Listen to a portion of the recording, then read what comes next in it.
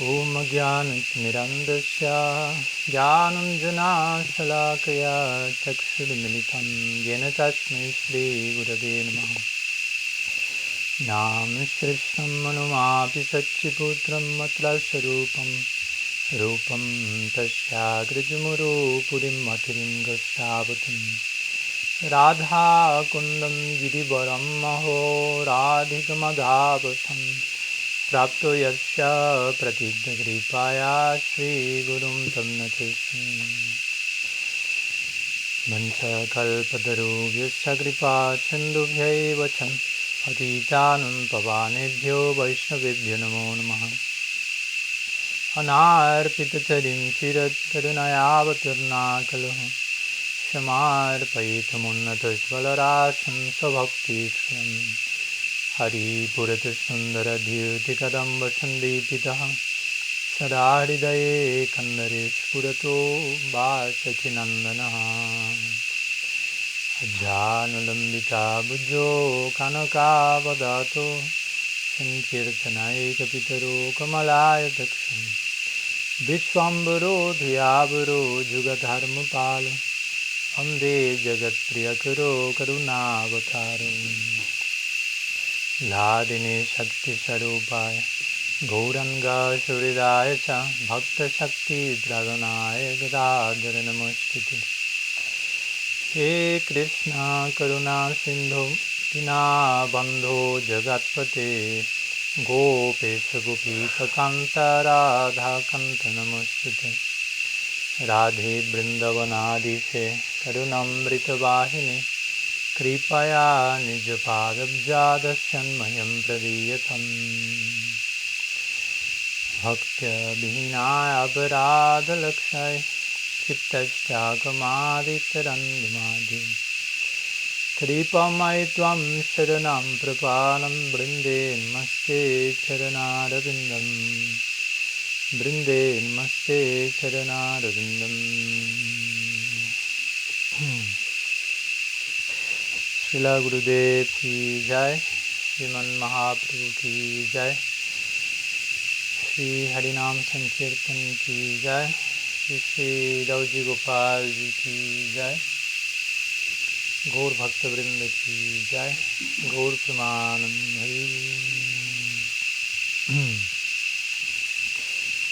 So, good afternoon, all of you, welcome.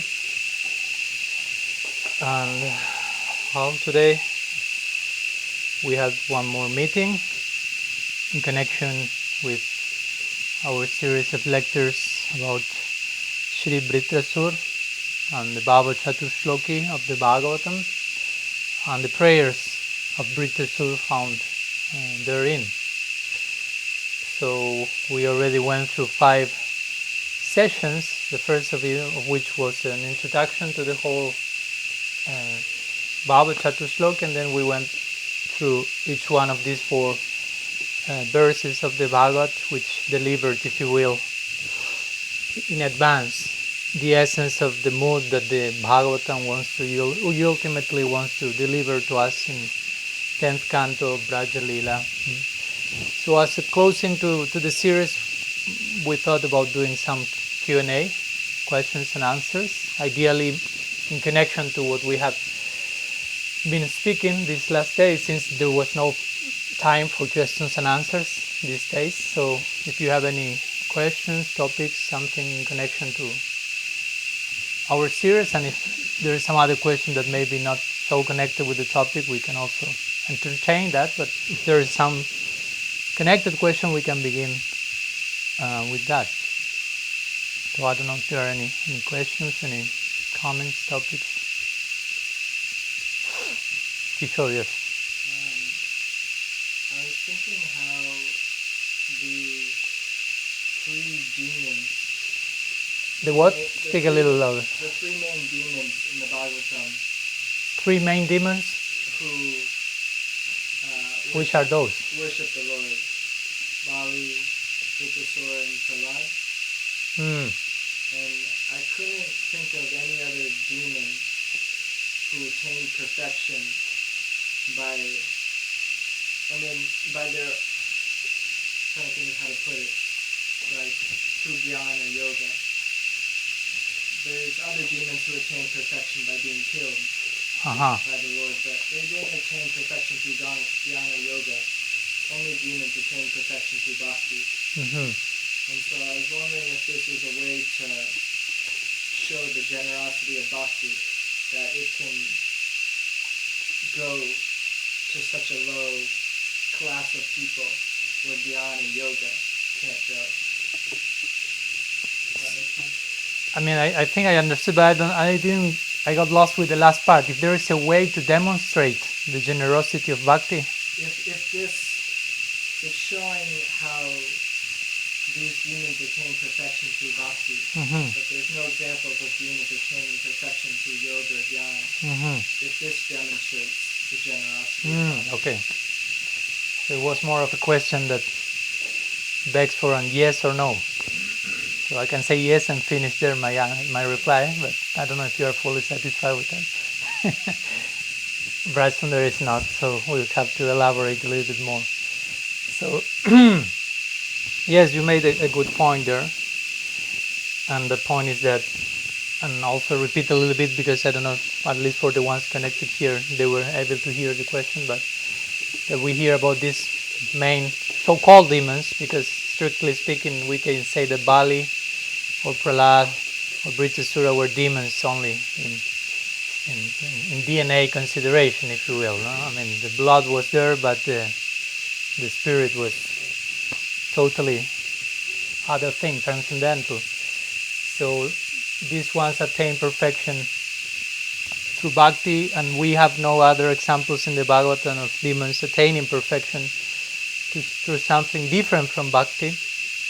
If we think about other examples like Agasur or whatever, some others, Putana, that's the main one. They all obtain perfection by bhakti, but in one point by extreme mercy of Krishna even. No? I mean, so not through dhyana and yoga. So the question will be if that's somehow confirming the supremacy of bhakti above these paths, other paths like jnana, yoga. And of course, the question is yes. That's one of the many ways of establishing how much more powerful is bhakti in comparison to other paths. We do not have the capacity of extending such a low, how do you say, low, you say in English? No. No. To such a bottom region. Okay, no problem. And that's, as our Guru Maharaj will say, no, that's why also paths like Jnana, Yoga and so on, they have so many prerequisites in order for you to engage in them, which speak about, sometimes one may mistakenly think, oh, this path has so many prerequisites, that must be the most advanced thing, because it's asking so many things from me, it's so complex, almost impossible to embrace, that must be the higher thing. Sometimes we think in those lines, but actually the most logic is, no, they are not that powerful, so they are requesting from you, bring your own power to the path, because the path is not powerful enough as to deliver you if you just come as whatever you are now. What to speak if you are a demon? And then Gyan Yoga will say, sorry, you are a demon. You first need to do this, and then we can speak about embracing the path. What to speak of attaining perfection? As Guru Maharaj will say, for you to engage in Jnana, Yoga, so many requisites are there, sannyas, brahmacharya, which is not very much go hand by hand with the asuric type of mentality. Now, generally, asura, as we say the other day, means I want to enjoy now, asura. So if you say to someone who is really anxious to enjoy, take your time, practice celibacy, renounce the world, and you can embark on the path to begin with. Then we can start speaking about getting closer to the goal and attaining perfection. For someone who is like, I want to enjoy now, it's like, no, thank you. I will find something else. And maybe in Bhakti, Krishna will say, yeah, you can come enjoy with us, and there will be some bait there for catching even the demons. And there are so many examples in the scriptures like that. No? So yeah, this is one way of showing the efficacy of bhakti and how powerful Bhakti Devi is, that it can come and basically uplift anyone from whatever condition that person is. Basically, the person needs only to, how to say, as Silasir Maharaj said in his words, to put a little bit of one's collaboration, you say in English, collaboration, to accept the gift, basically. That's our part. And bhakti comes as from above, in a generous way, undeserved way. It's not that we have done something in order to attract bhakti to us. Now that's an important point. Sometimes the devotees get misled when they speak about, for example, sukriti. And they speak in terms of accumulating sukriti, like if it's something that you can do. Okay, I will increase my sukriti account by doing this. But actually, I mean, you can do something, but the something you can do is to open yourself to the gift that is coming. But it's not that you yourself can give the gift to yourself. I will self-give this bhakti sukriti, give more bhakti. It's not, I cannot do that to myself. It's something that is coming beyond myself. And again, it sounds simple, but also requires certain humility.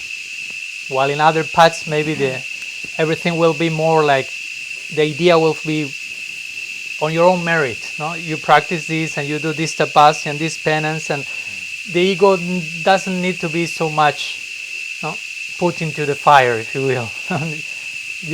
Humility is not that required. We could say that. In other paths, the requirement is sannyas and brahmacharya. And you can practice those things and not necessarily be fully humble. And the requirement in bhakti, one of the main requirements is Trinada Pisunishi Natarora Pisavishnu. It's, in one sense, it's easier, but in another sense, it may be harder. It's more. It requires our heart. Again, to begin with, it may be quite generous, but eventually, as we go on the path, we say, "Oh, I have to give fully of myself." Other paths don't have that much on that level. They are not demanding that level of surrender. Of course, bhakti is demanding full surrender because it's giving herself fully to us and wants to give herself in higher degree. So there needs to be some correspondence between the Bhakti Devi and ourselves. But yeah, that's and the famous example, as we mentioned, is Putana. And the famous verse of the Bhagavad with Uddhava is praying. Aho vakyam stanakala kutam vigyan sayapaya apya sadvi levengatim gatvichitam tatunyam kambadayalum sharanam brajema. So, because you mentioned this idea that some demons are killed by Krishna, but we hear that many of them basically attain his effulgence, some type of merging. So, which is already too much. When that happened to Agasur, such a big demon, serpent-like demon, and he merged into the body of Bhagavan, and Brahma came to understand what's going on. Such a demon, and he obtained such an extreme gift. But in the case of Putana, that's even higher, and that's why in this verse, Uddhava is saying, how can I surrender to someone else more merciful than Krishna? He gave Putana the position of a mother in Golok. He gave her Vatsalya Bhakti. And which was Putana's credit, if you will, in order to receive that. What did she do? Nothing. or if you want to make it more contrasting, Uddhava say, what did she do? She smeared her breast with poison and presented herself as a mother, but trying to kill Krishna. Apparently trying to nourish Krishna, but in the background trying to kill Krishna. That was what her merit, if you will, what she did. How Krishna reciprocated? Thrown her to Golok in Vatsalya. Of course, this is a very extreme example of what we call Kripa Siddhi. Srila Rupa Goswami speaks of three types of perfection. Nitya Siddha, 3 types of perfected beings. Nitya Siddha, Sadhana Siddha, and Kripa Siddha. Nitya Siddha means eternally perfect, eternal associates, Nitya Parishad. Sadhana Siddha, ones who attain perfection by practice. And Kripa Siddha means one who attain perfection by mercy. Of course, when we say mercy here, it means like excessive mercy, because to attain perfection by practice, we require mercy. It's not that I'm attain perfection by sadhana, no mercy required, only on my own effort. No? I mean, you won't go too far like this. But Kripa Siddhi means you attain perfection while doing 0 sadhana, probably, while being a demon, while being opposed to Bhagavan extremely. But Krishna had express himself in a transcendentally whimsical way. I'll send you to Golok. So Putana is like extreme example of that, and that speaks again of Krishna's merciful disposition, but that's another way to say of Bhakti's potency and capacity. You won't hear that Gyan or Yoga had the capacity to deliver such a demon to such a degree. It's like a very contrasting case, the one of Putana, and that's why Uddhava, who is Shastrabit, he chose that particular example to. No, he was thinking, well, I want to glorify Krishna's merciful disposition, and I want to find a very appropriate example, as we were saying the other day with Vritrasura. He gave different analogies. I'm not satisfied with this. I'm not satisfied with that. I have to find a perfect analogy. So in this way, Uddhava was thinking, I have to find a perfect example of Krishna really being. I mean, he's always merciful, Karuna Sindhu, but his oceanic mercy may overflow to an unlimited degree. So he says, Putana. No, that's extreme. And again, that speaks of Krishna's mercy, and that speaks of Bhakti's potency, because when we understand, the point is that generally, although Krishna may grant perfection, this is explained also in the scriptures, by himself, we generally speak that Bhakti comes to our life through the Bhaktas. Of course, Krishna may grant perfection, as he did with Putana, but it is said that when Krishna grants perfection directly and not through the agency of his devotees, there is not that much relish in that. I mean, I'm not saying there's nothing there, but it's not such an upgraded expression as when that mercy comes to someone through the medium of the Vaishnavas. And also that's one reason why it is said that Putana, he received this extreme direct mercy of Krishna, but nonetheless she went to an external section of Golok. That Vishwanath calls it Bahir Mandal. Golok Vrindavan Golok has different departments, Golok Dwarka, Mathura and Vrindavan, but Golok Vrindavan has different departments in itself. And Vishwanath called the Antar Mandal and the Bahir Mandal, the inner section and the outer section. In the outer section there is more Aishwarya, Radha and Krishna are in Swakiya, they are married overtly. There is some sense again of Krishna's godhood. So some devotees, Vishwanath mentioned this, who practice Raga Bhakti with some admixture of Vaidhi, and eventually do not dismiss that Vaidhi, if you will, for the sake of pure Raga Bhakti, they go to that section. When Krishna is worshipped, but as God also. Similar to the Brahma Samhita prayers. Brahma, what he's saying, what there? What's the main, how do you say? The main line that repeats after every chorus?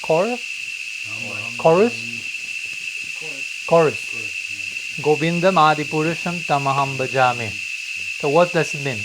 I worship Govinda, the original personality of the Supreme Lord. But nobody in the inner section of Vrindavan will express themselves in those terms. They won't say to Krishna, I worship you, the Adi Purusha, the Supreme. Nobody will say that. But Brahma said that, and he said Govinda. He was not speaking to Vishnu or Vaikuntha. Govinda, but with some Aishwarya. So there is a section for that, no problem. All accommodating there. So Putana went there in Vatsalya Rasa. She didn't got the inner section. So one of the reasons that sometimes the Acharya says, one may be, well, she didn't practice anything. So there was some Kripa Siddhi, some perfection, but reached that. But also one point is, the mercy came directly from Krishna, not through his devotees. So there was not such a high relish of a high reach in the experience of rasa. Of course, she obtained a glorious position in Golok. I mean, and for someone like Putan, I mean, it's overwhelming. But still, that distinction is there, which speaks about, again, bhakti's power, especially when she gives herself through the medium of the Vaishnavas. And yeah, that's a very fitting example to mention that in connection to how bhakti can enter into our life from day one and begin the process of reformation, if you will, transformation, transubstantiation, whatever, even though we may be filled with different types of anarthas. That's why, I mean, the Bhagavatam is saying that akama sarvo kama va moksha kama daradi tibrena bhakti yogena jayeta purusham param. The famous verse of the Bhagavad says, whether you have akama, sarvo kama, moksha kama. Say, whether you have no desires at all, you are desireless, akama, sarva kama. Or whether you have all desires, there's people who are so full of desires that they are sarva kamis. Means you have all the desires that one can have, some people have them. So Bhagavatam says, whether you have no desire at all, or you have all the desires possible, or moksha kama, or you have some desires, for example, for moksha, it's a desire to not have any more desires, something like this.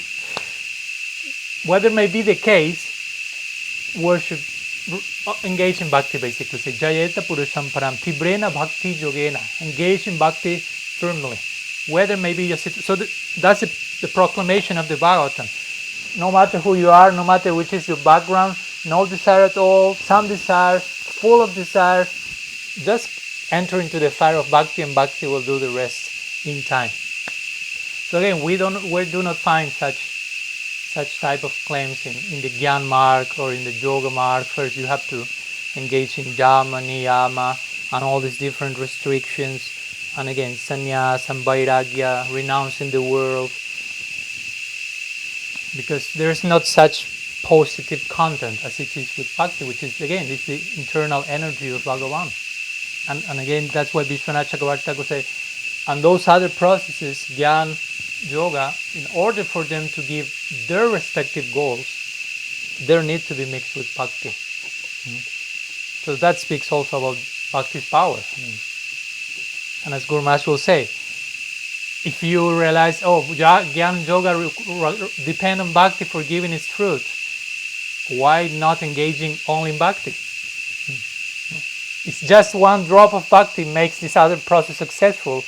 What must it be that just jump into a pool of bhakti, if you will, without a mixture of gyan and other stuff? That's what the type of bhakti that we are invited to. That's what Rupa Goswami say.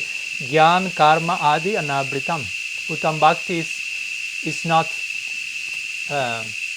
mixed, if you will, with gyan, karma, and adi. Adi means other, etc. Yoga, tapasya, all these things. No necessity, that's the point. No necessity of that. Bhakti herself can do the whole job if we do our part, of course. But the other processes, they require Bhakti Devi's blessing on one degree or another. So yeah, that's a good point. Whenever we see some demon attaining perfection as a demon, if you will, Bhakti has the potency to reach that. I mean, and I speak for myself, no? I mean, we personally should think that. I mean, I'm a demon, or I'm in the process of stopping being a demon. Because again, what's a demon? Sometimes the word carries some cultural implications, no? Like an asura. But asura, we describe what's asura. I want to enjoy now. I do not have patience. I lack humility. Bhaktisiddhanta Sarasvati Thakur once described that. He said, like, when you do not trust into in the arrangements of Bhagavan, and you have enough patience, and you want things to happen now, basically that's speaking about your level of faith, if you will. So also there is some initial faith required for bhakti, and this faith has to do with this. So we realized, yeah, for lots of time I didn't have that faith. I just wanted to exploit and enjoy right now. As I said the other day, I don't know what I want, as this song says, but I want it now. That's pretty Zurich. I'm totally in ignorance about what do I need. I don't have a clue, but at the same time I do not have patience enough. I'm not patient enough to get the answer, something like that. So that's a surah. So I mean, at least personally, I confess that I'm part of that clan. I'm trying to alter my DNA, but I won't speak for any of you, but one should feel individually. In my previous life, that was that of an asura. I mean, it's not that I need to be born in the family of Hiranyakashipu or whatever. No, I mean, it's enough with our particular previous dynasty, if you will, in this world. So my point is, we ourselves can give testimony of Bhakti's power. We don't even need to go to Bali or to Agasura or to anyone. We can say, here I am. No? That's what Prabhupada said when someone was asking him, what's your mysticism? Where is your magic? No? Show us your mystic powers. So he could have floated in the air, or make lights appear, or read your mind, or who knows what. But he simply pointed to his disciples. No? Look at them. No? Ask them what they were doing 2 weeks ago. No? They were thrown in a pool of asura-like tendencies. Now, from hippies, happies. So that speaks about Bhakti's power. That's a very immediate testimony. We can go to the stories of the scripture, of course, they are very powerful, but we can give a very immediate, share our immediate experience in that regard. No? So again, that speaks about the power of Bhakti. Swarup Shakti intercepting by the grace of the sadhu our tatastha jiva condition under the influence of Maya Shakti. And we may have not attained perfection yet, but we are on the path to that, and we can give certain testimony that that's happening, something is going on. So that speaks about no prerequisites, basically, if you will. You may not even know that you are engaging in Bhakti, and Bhakti is already uplifting you. Whenever you realize what's going on, you are already on her lap, if you will. I remember always first time that I went to a temple or something, I was singing in the kirtan and dancing and jumping, and I said how did I ended up doing this here? What's going on? Already too late. But how did everything started? I mean, and at which point I decided I will end up doing that. So again, that's Bhakti's also own prerogative. Of course, we have our will. We can oppose Bhakti.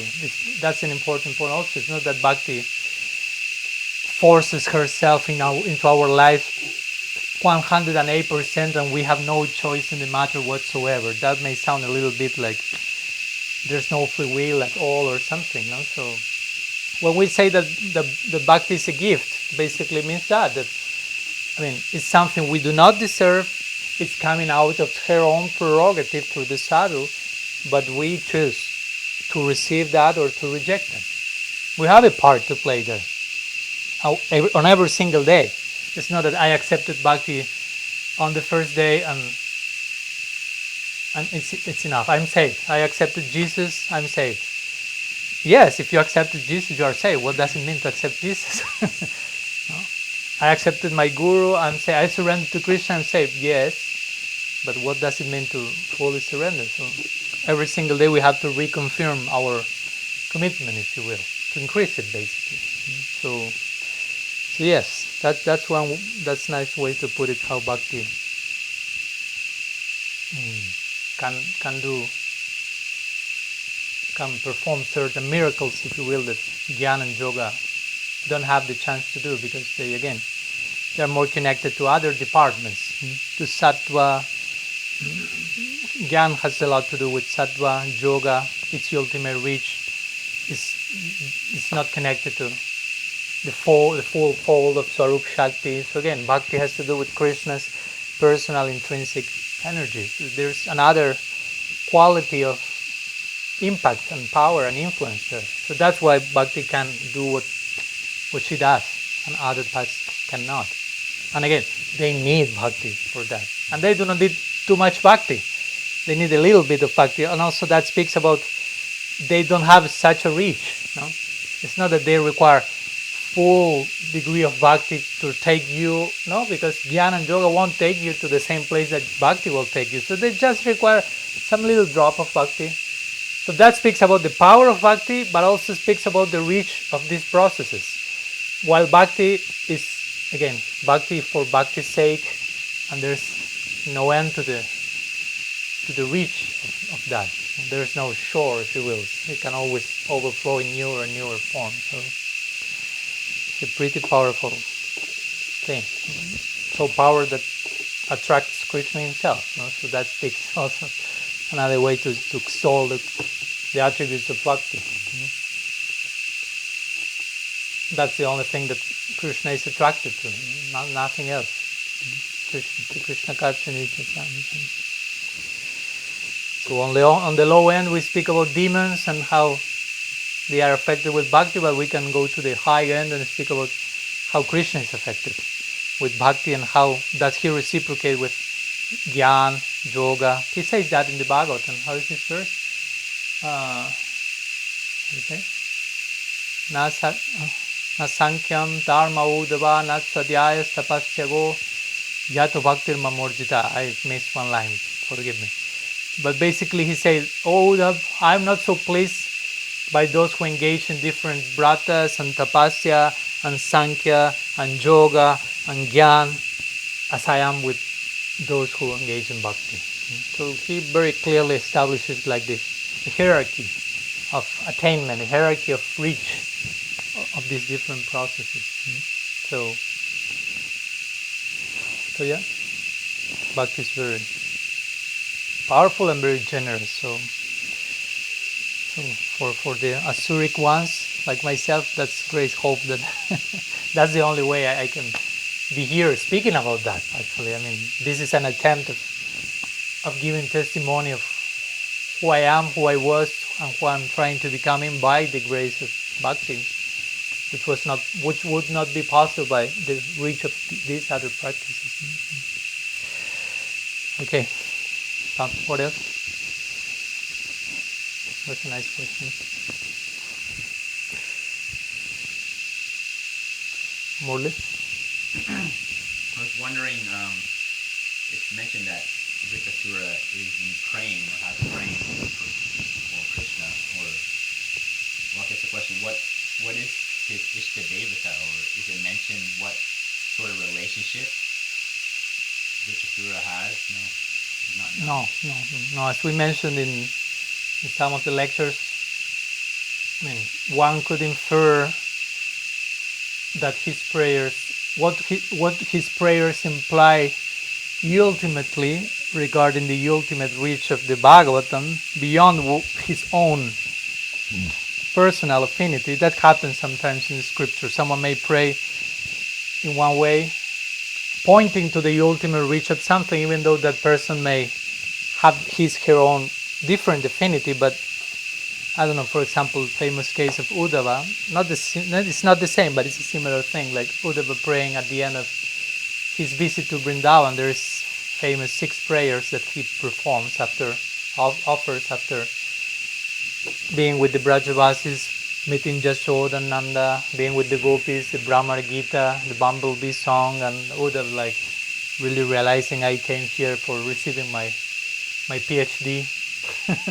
I was Shastrabid, I knew the whole scripture, but now Krishna sent me to this place which is beyond Shastra. So now I'm receiving my PhD or more, even more than that. So after wandering for some months in Braj, totally intoxicated, visiting the Lila Stalis, a place of pastime, he says goodbye to the Braj by putting his head to the ground and offering 6 famous prayers to the gopis. This is at the end of chapter 47 of 10th canto, the chapter of the Brahmar Gita, which concludes with 6 prayers of Uddhava. And arguably the most famous one is when he prays to become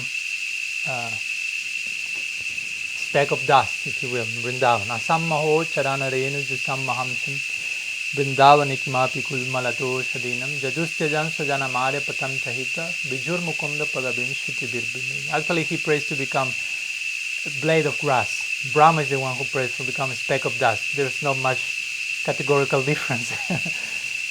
And it's interesting because here Uddhava is praying to the gopis. I mean, the gopis are there in front of him. He's on the floor offering Dandava Pranam.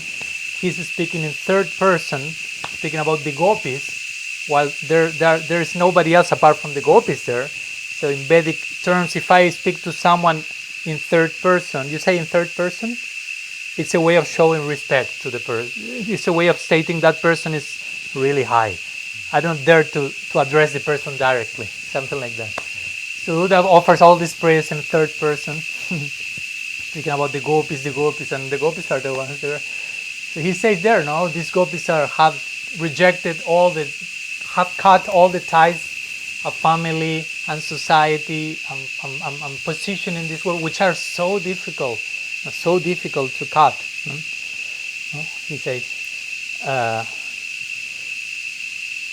Vrindavane kimapi gul malato shadin jadustyajan sajana mare patam tahitana. Dustyajan, they're very difficult. So, and they are Bijur Mukunda Padabhinshuti Baby. I then have done this in order to just give themselves to Krishna, after whom even the Shruti, the Vedas are trying to attain. So, let me be so fortunate as to be born as a blade of grass here in Braj, so I may be like imbued with the dust from the feet that comes from the souls of the gopis, and I may touch that and I may become successful in my life. So one may feel, okay, now Uddhava here is praying to attain Gopi Bhav.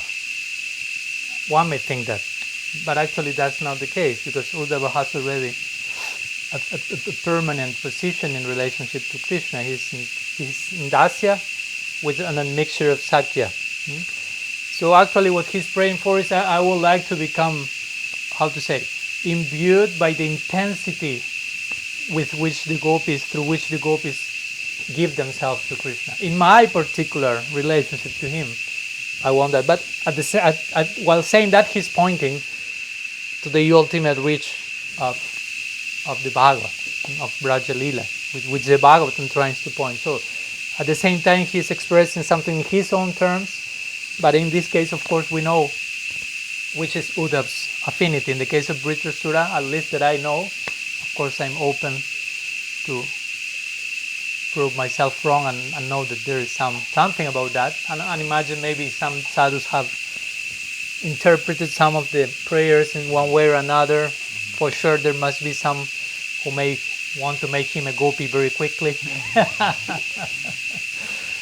But to be honest, if you study the purpose of Vishwanath Chakravarti Thakur, or at one point Vishwanath speaks about dasya, as I mentioned to you in one class, spiritual dasya, when he compares with the example of the wife and the husband, and Vritrasura is asking for spiritual dasya.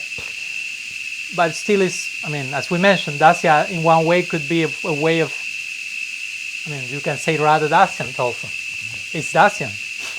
And any rasa is dasyam, strictly speaking. So it's not necessarily expressing very clearly this type of dasyam or this type of aspect of the divine even. Because here in this part we are nobody's saying the Ishtadeva of Vritrasura is Braja Krishna. We see that in the Bhagavatam many of these personalities are worshipping Narayan, Vishnu. Not necessarily. My point is, we shouldn't feel like forced to try to make everyone a devotee of Krishna in Vrindavan, what to speak to make everyone a gopi, everything converging point, everyone becomes a gopi. That's not necessarily the case. Not necessarily that. Of course, the Bhagavatam is promoting that ideal as the highest reach of the Sampradaya, blah, blah, blah. But it's not that every character of the Bhagavatam has their gopi identity ultimately or something like that. No, some of them can even be devotees of Vishnu in Vaikuntha. No problem. Dhruva Maharaj. Do not force Dhruva Maharaj into the Kunja. He has his own Vaikuntha planet, pole star and so on. So in this way, with Vritrasura, in his prayer he's saying, "Oh my Lord." So my Lord can be, Vishnu, Krishna, which conception of Krishna, there are many. And again, we shouldn't be that much concerned about that, in the sense of that shouldn't disturb us. Now, if oh no, he's not a Krishna Bhakta, so how that section can be pointing to the ultimate reach of the Bhagavatam, maybe Vritrasura Sendasya for Vishnu Vaikuntha, so what? Through the lens of our acharyas,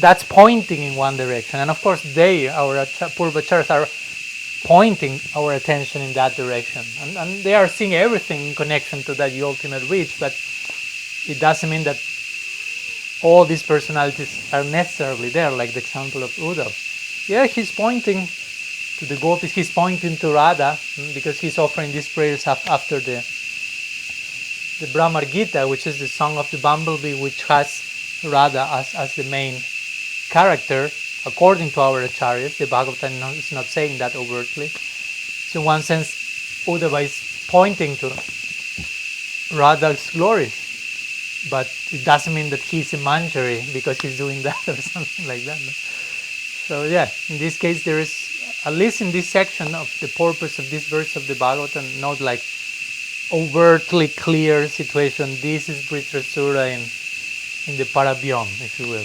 We know who he was as Chitraketu Maharaj in the previous life. We know that as Vritrasura he attained Prem, according to what Jiva Goswami mentioned. Vishwanath mentioned this idea of Dasya, spiritual Dasya. So on the basis of those points, maybe in some other Purana something else is being said, some further research should be done in that connection. But on the basis of those things, anyone can, I don't want to say speculate, but one can like think further about that, and the rest maybe, as Prabhupada will say, go there and find that for yourself. And if you go there and you don't find Vritrasura there, well, he may be somewhere else. But he had Prem, that's for sure. No? So we know he had Prem, that's the warranty, if you will. No? I mean, he's on the other side, if you will. The further details sometimes we will reveal. No, I mean, not necessarily every single detail needs to be there in place. No? But of course, if anyone discovers some further insights regard, or in your bhajan something comes, you can share with us about Vritrasura. Ki Jai.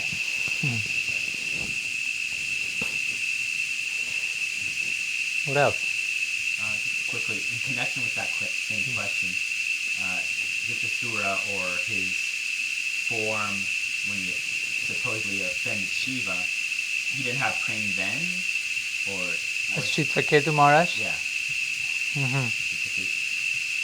Did it take him being put into a demon body to then further his Prem, or was he in Bhava before? I mean, because it's kind of like he was just thrown into a Vritrasura form and then battling Indra, and there's nothing else in between. So I don't know. Yeah, it's a similar situation. Sometimes some acharyas have compared Chitraketu Maharaj's situation to that of Bharat Maharaj. Now we have many stories like this in the Bhagavatam of many lifetimes. No?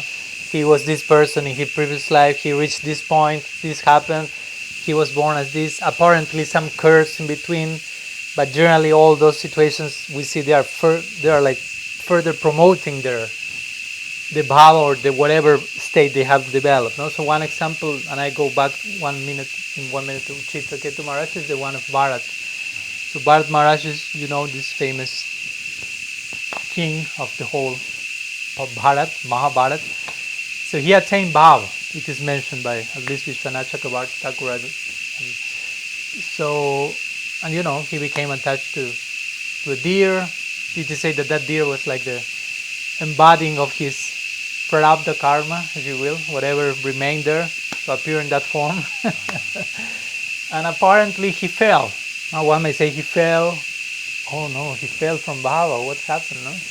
But actually, Vishwanath Chakravarti Thakur explains he used the term there, Shobhana karma, that Guru Maharaj quotes many times. Beautiful karma. It seems it's a prarabdha karma personified, making you fall. But if you really judge the tree by its fruits, you realize, I mean, his Bhava as Bharat Maharaj only increased. Because as a deer, he was born as a deer in a second life, and he was able to remember his previous lifetime. Try to imagine. So that was a deer in Bhava Bhakti. Bhava deer, not Bhava Bhakta, Bhava Bhakta deer. There's one type of deer called Krishna Sara, and the Bhagavatam mentions him always. Krishna Sara means who takes Krishna as their essence. He was a Krishna Sara deer, at least in the sense of taking that as it. So he was born as a deer, and he remembered, oh, my previous life, I got attached to the deer, I fell. So, and that activated something in him, some healthy repentance. I mean, he was still in Bhava Bhakti, he was not like going down, because he didn't commit aparat. No, it's not that Bharat Maharaj fell because he wasn't. And the scriptures say, if you are in Bhava, the only way you can fall, and that's almost like a type of hypothetical way of putting that, is if you commit a very extreme offense to a very exalted Vaishnava. Of course, the next question is, who in Bhava will do that? So that's like a way of saying, be careful with Vaishnava Aparat. So the point is, Bharat Maharaj was in Bhava, he didn't engage in any aparat.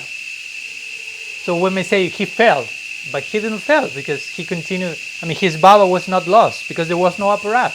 If there's no aparat, I mean, attachment to a deer cannot make your Bhava disappear. It was just an arrangement of Bhagavan in a particular case. So he was born as a deer with Bhava, but that Bhava now was really turning itself with fire of repentance because of what happened in the previous life. He would still remember. So in order to, that was the arrangement of Bhagavan that took that form. So he was really careful and really extremely attached to remain in the association of the Vaishnava as a deer. So as a deer, he only remained in sadhu sangha, absorbed.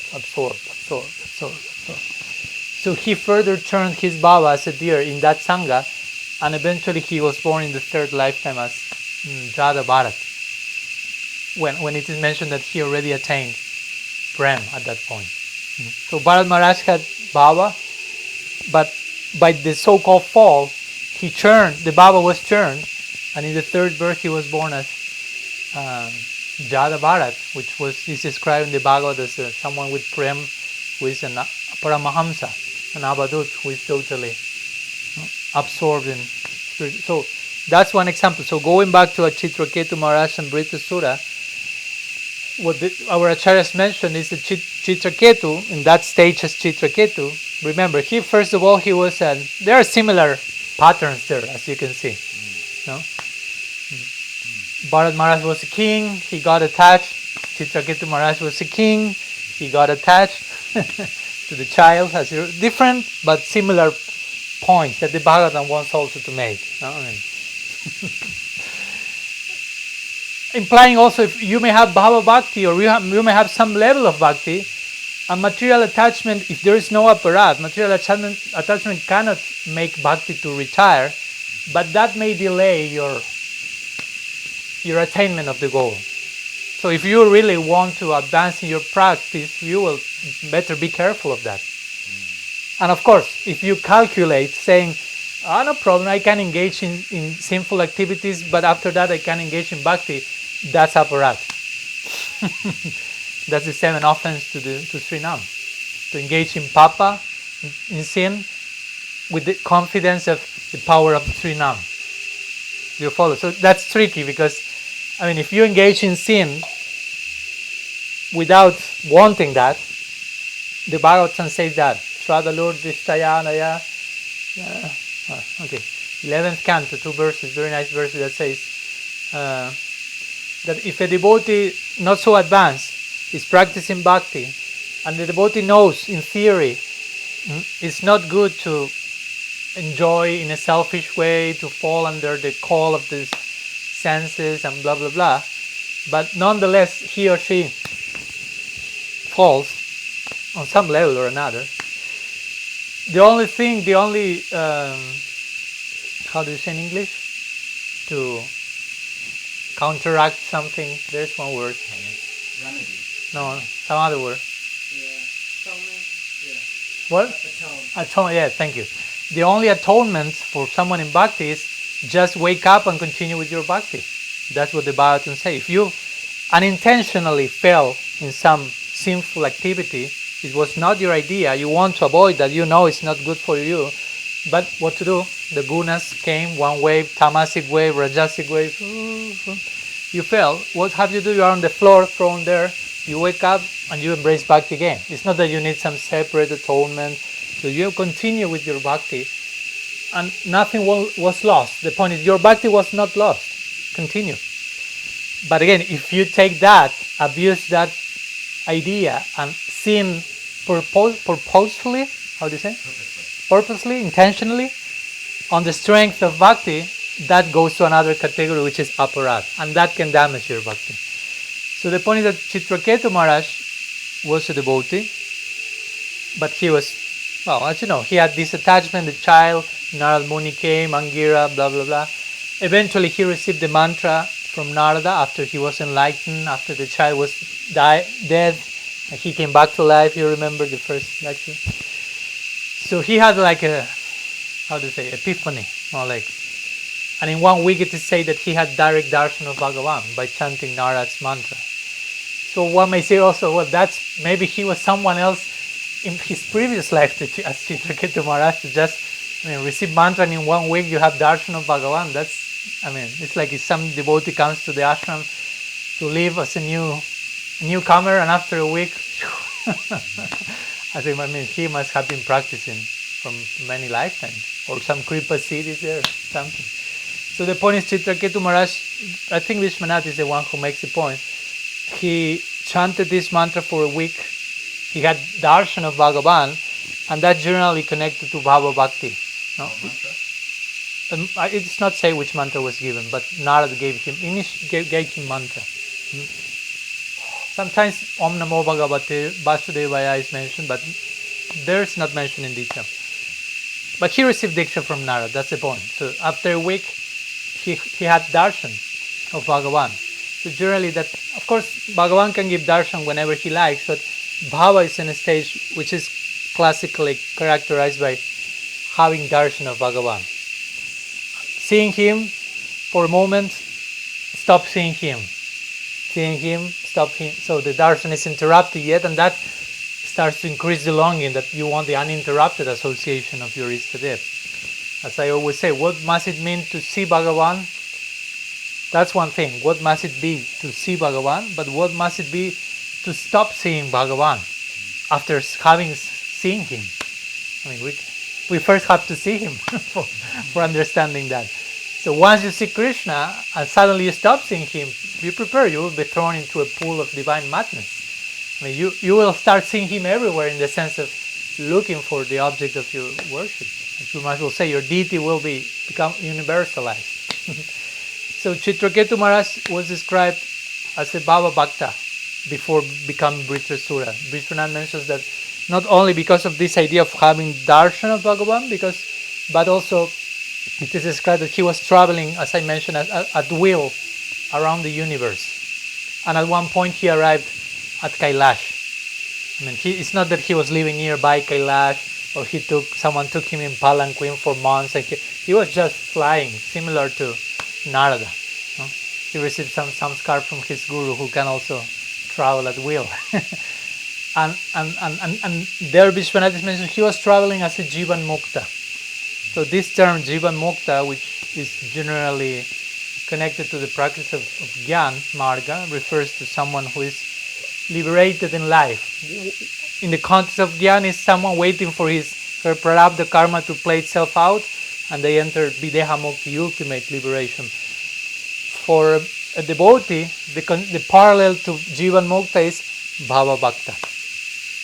So by that we can infer also that as Chitraketu Maharaj, Vritrasura was, as Chitraketu Maharaj, Bhava Bhakta, and he was cursed, if you will, to fall, but he didn't lose his status as a Bhava Bhakta, but he actually upgraded that in the form of Vritrasura And that particular birth, a so-called demon, helped to Chitraketu to further turn his Bhava Bhakti and transform it, if you will, in Prem, as Jiva Goswami confirms.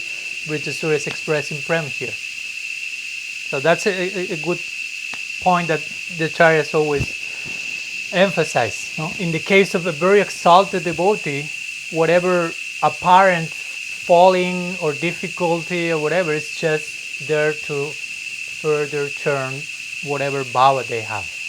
Even though it takes the form of a curse, a birth as a demon, you can say the same with Jai Vijay. To the extreme, they fell from Vaikuntha. I mean, they were the gatekeepers of Vaikuntha, and now demons for 3 lifetimes. But actually, they say that those birds were all increasing their serving disposition. Actually, they offered themselves to do so in their attempt to further please Narayan. So, again, externally seems something, internally something else. So we have to go beyond the surface of things. Vaishnava Kriya Mudra Bhiknyai Nabuyaha. It's not always that easy to detect a Vaishnava, especially a very exalted one. And the Bhagavatam is full of those examples, whether exalted Vaishnavas coming in the form of demons, or, I don't know, the main example of the guru figure of the Bhagavatam is Sukadeva Goswami. And he doesn't seem like the standard guru figure to be accepted by the emperor of the world, if you will, Parikshit Maharaj. Parikshit Maharaj was senior than Sukadeva in age. He was in one way senior to him in worldly experience, the king of the world. But he could recognize, he went beyond the form of, oh, this is a 16-year-old naked boy. He didn't see that. He said, oh, he's my guru. He was pretty Saragrahi-like, pretty essentialist, because imagine, you are the emperor of the world, older than that person, and suddenly a 16-year-old boy naked appears.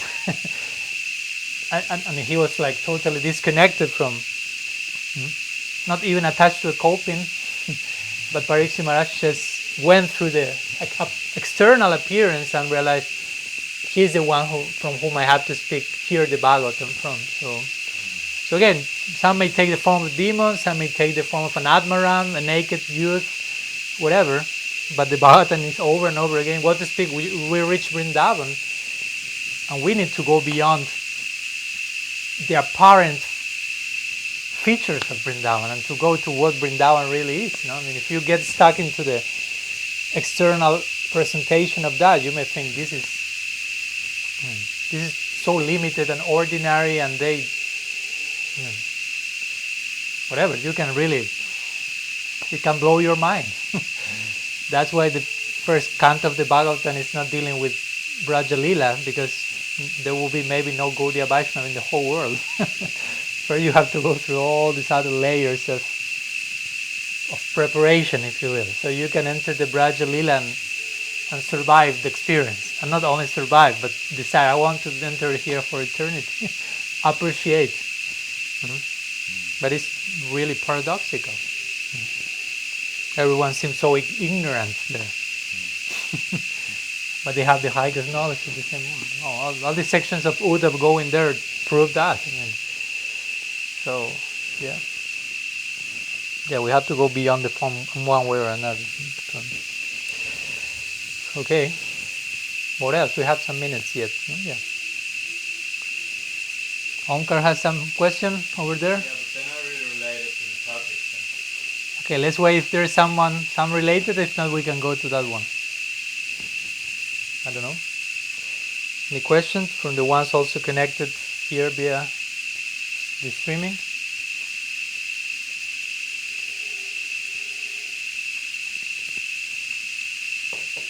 Yeah,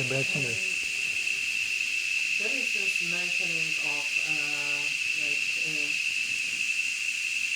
mukti, the devotee rejects mukti, but there is also something, I don't remember exactly where, because I don't think in this part of Bhagavatam it's said like that, but I think there is somewhere at the time of death mukti appears, and if you make a mistake, instead of pursuing your bhakti, you might accept mukti. Is it real or impossible? Because it sounds really scary. Like it must be so overwhelming to just die, new things happen, and like.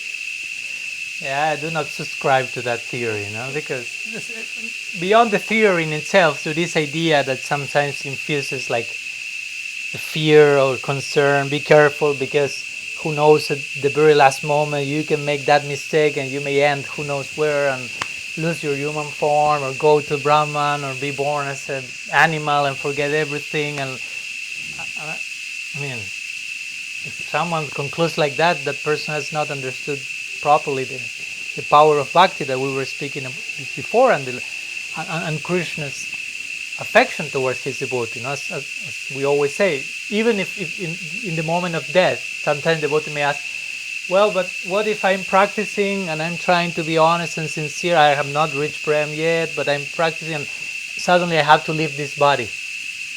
And I'm not fully Krishna conscious, and who knows, in the moment of death I may be distracted and fearful and attached, and I may not think about Krishna. So where will I go?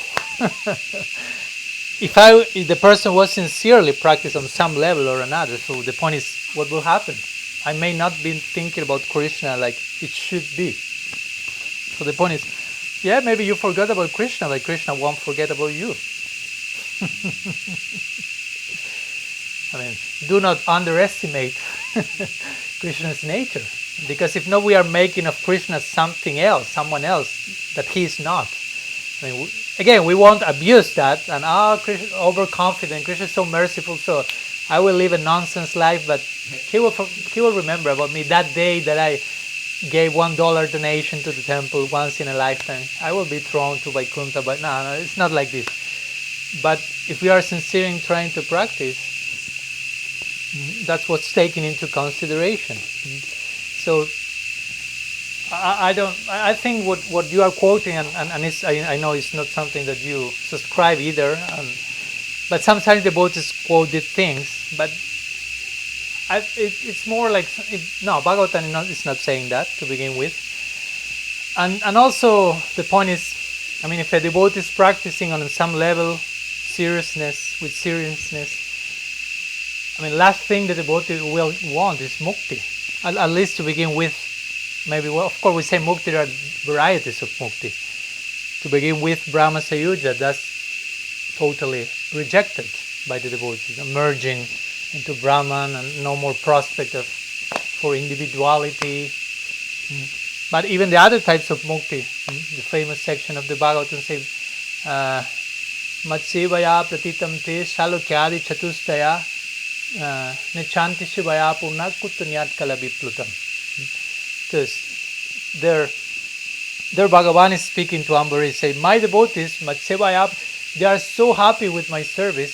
Salokyadi Chatustaya. They reject Shalokya and Adi and all the other forms of Mukti, Samipya, Sarti, Sarupya, what to speak of Sayuja. Nechanti Sivaya Purna Kutanyat Kalabiplutan. So if they reject all forms of Mukti, what to speak of other inferior goals, like enjoyment in heavenly planets, and of course, according to Jiva Goswami, the inferior goal is Sayuja Mukti. Now the most like abominable, you say? Abominable in our perspective for good reason. But my point is that, of course, a devotee may have, as the Bhagavad Gita says, maybe practicing, may have some still not be a pure devotee, may have some mixed desires, maybe a Sakam Bhakta, and as the Bhagavad Gita says, that person may go to the heavenly planets for a while to have some experience there and then come back. That can happen if one has that desire. Again, I mean, one chooses that and one has to be aware of that. But it's not that, I don't know, if you are a devotee of Krishna and you're worshipping Krishna in Braj, yeah, you may have some desires, go to Swarga, come back and eventually reach your goal, but it's not that you will be sent to Vaikuntha, for example, because that's not, I mean, you have not interest in that. If you have interest in that, that's another thing. And Rupa Goswami mentions, for example, if you worship, if you want and this is also mentioned by Vishwanath Chakravarti Thakur in Raga Varma Chandrika. For example, if you have a desire to serve Krishna in romantic relationship, but your practice is predominated by Vaidhi, not Raga, and in time the Vaidhi remains, where you will go? What do you think? Sorry? Very good. Dwarka. Because you want romantic relationship with Krishna in Vaidhi. But if you say, well, he goes to Vaikuntha, that's predominated by Vaidhi. Yeah, but that's not predominated by romantic relationship. The only one there is Lakshmi who can have that relationship. So there's no fit there. But you cannot either go to Golok because you have to enter into the Raga Marg for that. So what's the in-between place? You will become an associate of the queens of Dwarka. So that's my point. That can happen in those directions. Or this section that I mentioned, the external section of Golok. Some caution has been given in the scripture in that connection, just like, I mean, we are, if you will, according to the conception and the mode through which we conduct ourselves in our sadhana, the sadhya will be basically the mature fruit of that. Narottam Das Thakur is saying that in his Prema Bhakti Chandrika. According to how you conduct in your sadhana, that you will attain in your sadhya. I mean, it makes sense, I think. I mean, according to how you conceive your goal, how you embrace the practice in a particular... Of course, in the beginning, we may not have a very much clear idea of the ultimate goal and my affinity, but in time, that should become more specific. And how do we conduct in those, that will determine will we our ultimate destiny. There's a place for that. It's not that forcibly everyone will end up, again, as gopis in Golok Vrindavan or something like that. But there's certain options of those, not so much like, okay, I want to be a Krishna Bhakta, and I have some desires, okay, I went to Swarga, I come back, whatever. But it's not that I will be thrown to Brahmayoti, because I have no desire for that. I may have some gyan, some scars, but I mean, generally from day one we know that that's not the goal.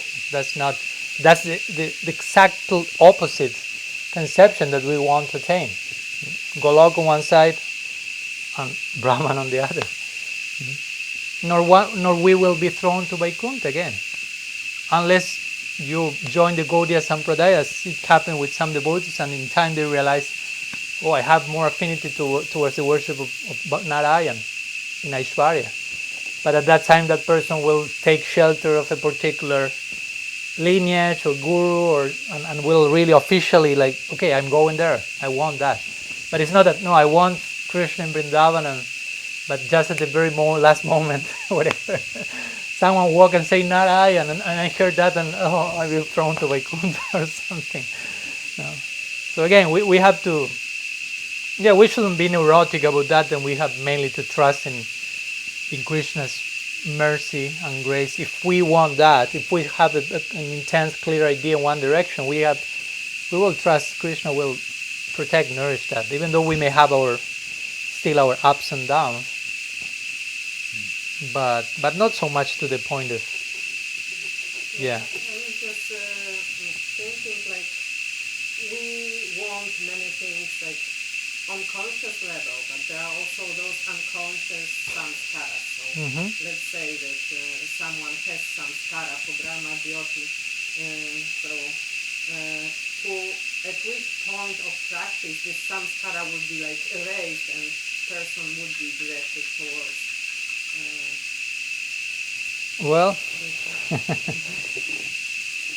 strictly speaking, I mean, there are levels of samskara replacement, if you will. It's not just like, there are levels of samskaras as well. It's like what Vishwanath Chakravarti Thakur says in Madhurya Kadambini about the different types of anarthas, and how it's a way of speaking about that. And he says how, for example, the anarthas that come from sukriti and duskriti, from pious activities and impious activities, are totally retired in nishta. but still there are anarthas that come from aparat and the anarthas that come from bhakti. I mean, not bhakti giving anarthas, but we becoming improperly attached to the byproduct of bhakti, and that becomes bhakti uta anartha. And those will be cleansed in higher stages, especially aparat, that will retire fully in prem, he says. Again, basically. There is some apparent risk of that in bhav. And in bhav, but strictly speaking, again, many acharya has said, in bhav actually you cannot fall. The scripture mentioned that as a way of saying, be careful with aparat. So in bhava, our mind, our chitta is fully, drenched in bhava. Our chitta, Guru Maharaj will say, our chitta becomes of that nature, no? Spiritualized chitta, in a word. So some scars are stored there. Some scars are stored in the chitta. So the process of cleaning the chitta, cheto, darpana, marjanam, of course we are already doing that, but as you mentioned, until we reach a stage like bhava, there will be some scars that may be moving us in a subliminal way, unconsciously, who knows, for so many. So as much as we progress in the practice, I will say that the result of purifying our chitta, of cleaning the mirror, if you will, is those things that are in the unconscious come to the conscious level, and we can like work on them in a more direct way, because at one point that's there moving you like a puppet, but you are not even aware it's that. You may feel that's me. So many people over-identify with their samskar. I mean, I'm that person, I have that mood, that's my nature. Yes, but only for a while. So at one point of the practice that becomes more apparent. Now the difference between this is acquired and it's here today, gone tomorrow, and I'm something else. And you really see more clearly, you really are able to detach yourself from those samskars that before were so much subliminal that you were not able to see them. Your sense of identity was like merged with those unconscious movements. So now you are able to separate yourself, you are more enlightened, more aware. And again, the final eradication you say, of those come at bhakti. When we say eradication, actually we mean by incorporating bhakti samskars. Now, those bhakti samskars come with certain power, with certain force, that gradually everything else will have to retire. Basically, that's the idea. Now, there was, as Guru Maharaj gives the example of the how Srinam comes to our life like a broom. How do you say? Like he puts a shop of selling brooms, and gradually that little shop that seems insignificant will shut down, close all the great corporations that represent desires and some scars, and I'll buy me, eat me, have me, enjoy me, and so this broom in this Chetu Darpana Marjana will like cancel off those, but will open its own shop, if you will. Will create its own identity, its own samskar. Of course, this is not necessarily the rule. I mean, it may be the rule, but not necessarily always will happen like that. My point is, it's not necessarily that every single samskar, unconscious samskar that we have, at one point we will become aware of that, and we will transcend that consciously. Sometimes some unconscious side of ourselves is being cleansed and transcended even without ourselves noticing that. Actually, that's a great emphasis of our acharyas. You are being purified for tons of things that you are not even aware of. Because try to make the, I mean, it's not a mathematical thing, but it helps. Try to make the calculation. No? Let's say that we started our devotional life this lifetime, or let's say 2 lifetimes. No? I won't say more than that, maybe 3, but you should already be not here anymore. But let's say 1 lifetime. Put that on one side of the scale. Put on the other side, what? Anadi. Lifetimes without beginning of remaining under the shelter of Maya Shakti. Shelter, quote unquote. So you can imagine how many samskars you have imbibed, how much material impression for millions and trillions and billions, and we can count lifetimes. On the other side, one lifetime, 2 lifetimes of bhakti. And we can perceive, of course, we cannot be aware of all that big load of samskars accumulated, but we can feel a change, we can feel an effect, so we can indirectly at least conclude, understand, oh my God, a huge cleaning is going on here now. I may not be aware to fully conceive the dimension of that, and I'm not aware of every single, if you will, anartha material samskar that is being transformed into something else, but that's happening. So I will say to the devotees, if you do not perceive that, stop practicing for some days and you will realize, do not do that, it's a way of saying. But sometimes you say, oh, nothing is happening when I'm chanting. Okay, stop chanting for 2-3 days and you realize, oh, whoa, something was happening. Because now I realize something is happening by not doing that. So maybe you are not feeling bhav, maybe tears are not coming, you are not rolling in the ground, you are not seeing Krishna yet. But it does mean nothing is happening. And of course, a good way to judge our progress is not to compare ourselves to yesterday. Because sometimes we commit that mistake. Okay, is something happening? Let's see how I was feeling last week. You won't see much difference in few days. But go to some years back. If you have been doing things properly, you have to see something happen. It's like if I tell you, I planted this bamboo stick here, so you just, Jamadagni, look at this bamboo without blinking till tomorrow, and I will be back, and you tell me if it grew. Okay. Surprisingly, Jamadagni surrendered to the instruction. Totally irrational instruction, but well, he followed that. So I come the next day, and before leaving, I measured the bamboo. So it's whatever, 1 feet tall. So next day, so what about that, Jamadagni? No, I never blinked, I never slept. You're lying to me, no problem. And it didn't grow, it's the same. I was just, so let's see. And it was like maybe 1 millimeter bigger. But the point is, we were not able to realize that because we were so much attentive to that without interruption. But if you leave the place and return 1 year after, you say, oh, the bamboo is growing so much. You follow my point? So if you analyze your own process today, yesterday, the day before yesterday, you may see, oh, nothing happened. But even if you measure that, something was happening. But sometimes you need to compare with a little bit long-term situation. No?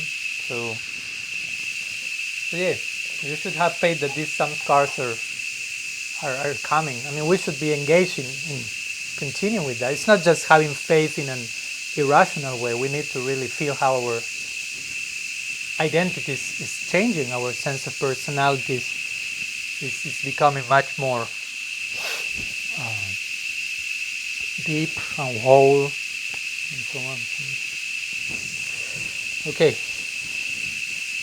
Omkar, you have one question. There's no much time, but yeah. Do Maybe it. you can quickly clear. Yeah. From the book Subjective Evolution of Consciousness. Yeah. Vritrasura says everything is conscious, and when we realize it fully, we shall be fixed in the Svarup Shakti domain in the spiritual world.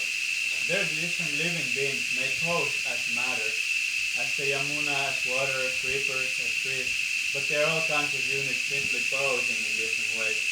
So I think I maybe understand what he sort of refers to, but could you explain what he means by they're posing as matter in the spiritual world? Well, in that the point is that everything in the spiritual world is conscious, Krishna conscious, if you will. It's not that they are devotees and there's something else. No, everyone and everything is a devotee there. And again, it's difficult to think in terms of that. No, like I don't know, when Raghunath Das Goswami is describing the different ornaments of Srimati Radharani, the earrings and the simanta, and he describes all of them in terms of her clothes. All of them represents a particular type of ecstasy. So she's dressed in ecstasy. It's not like silk. I mean, sometimes it's a silk sari. It's a way of saying it's a bhava sari, a bhava skirt, a bhava earring. Everything is made of. It's conscious. No, it's to say that Krishna doesn't need to wear any ornaments because he's parampadam bhushana bhushanang. He's the ornaments of his ornaments. Sometimes it's to say, no, like actually instead of he becoming beautified by the ornaments become beautified by being with him. So the question is, so why is he wearing them? Because his ornaments are devotees, and Krishna wants to give them the chance of rendering service to him. No? The earrings are entities. Again, it's difficult to conceive that because nowadays we even project inertia into consciousness, if you will. Now we are upside down. When there is life, we are seeing matter only. So we hear on the other side, there is only spirit. No? Even though it takes the form of matter, it's like a big leap, no, a big abyss. So, but that's stated. No, Chaitanya Charitamrita say, Vaikuntha Prithiviyadi Shakal Chinmay. From Vaikuntha up, if you will, everything is transcendental substance, consciousness. Even the dust, he says. Prithivi means the earth. In Vaikuntha, the earth, Prithiviyadi Shakal Chinmay is Chinmay, means its nature is Chit means consciousness. So the point is everything in the spiritual world, whether it be Vaikuntha, Dwarka, Mathura, Golok, everything is a devotee.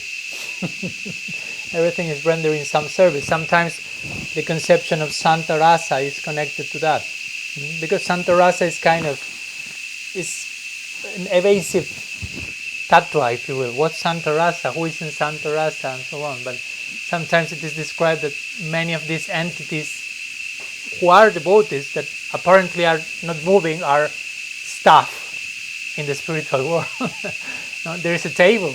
There has to be a table. We hear about the descriptions of the lila, and there is a chair, and there is a glass, and there is a coconut, and there is a whatever, and all of them seem like inert substances, but it cannot be because we are speaking in terms of spiritual world. So everything must be fully awakened to their relation. So they are described sometimes as Santa, situated in Santa Rasa, like rendering service, but in a passive way. There are varieties of Santa Rasa, of course. We have the contemplative sages in Vaikuntha having the beatific vision of Narayan, but for example, in other aspects, I mean, in Vaikuntha there is also, again, the palanquin.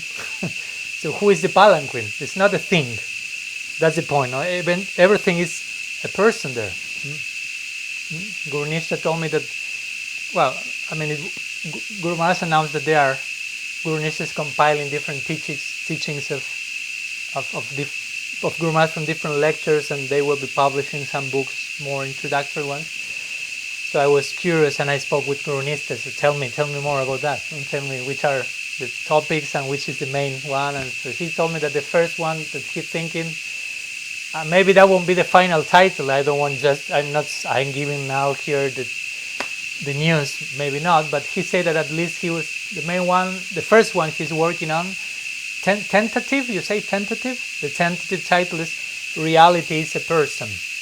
And of course it has to do with this counteracting the idea of Mayavad and Buddhism, that ultimately there is no personhood.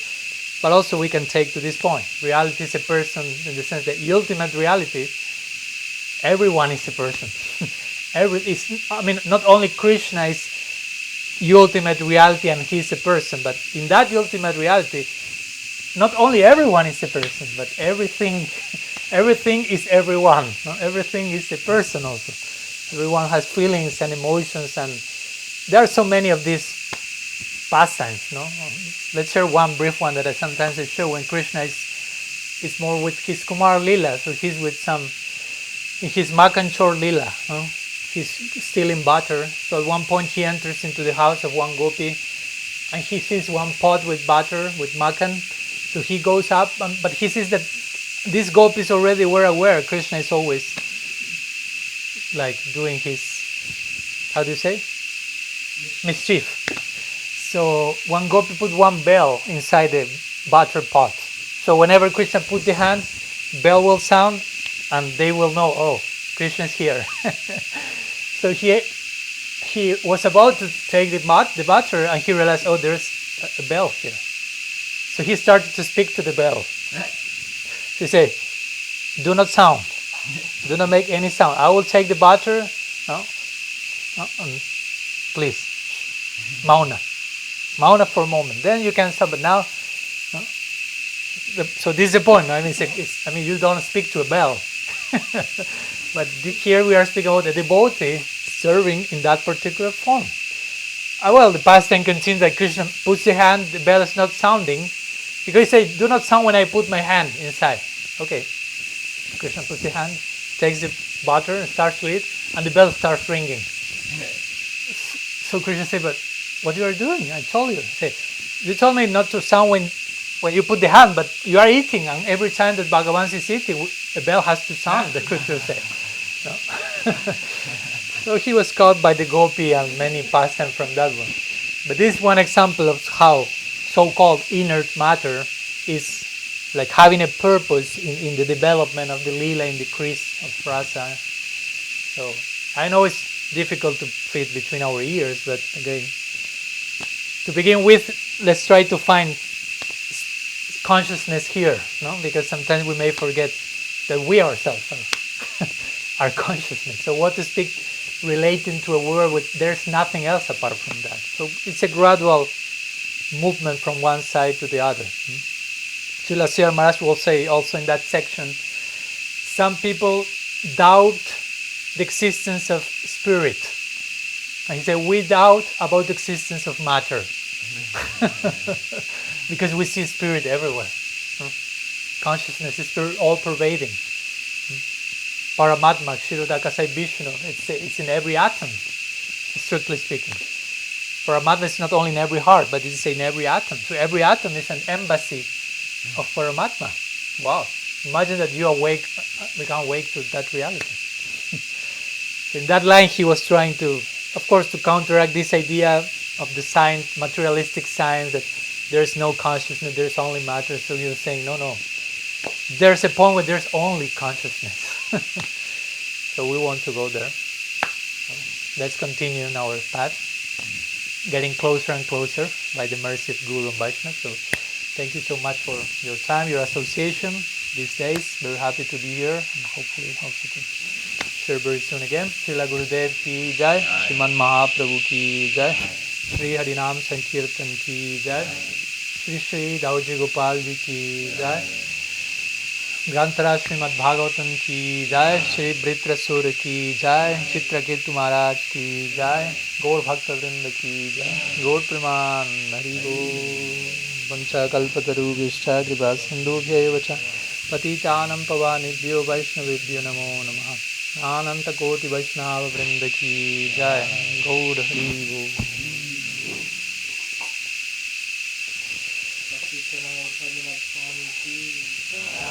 साधु संग की जय, गौर हरि बोल।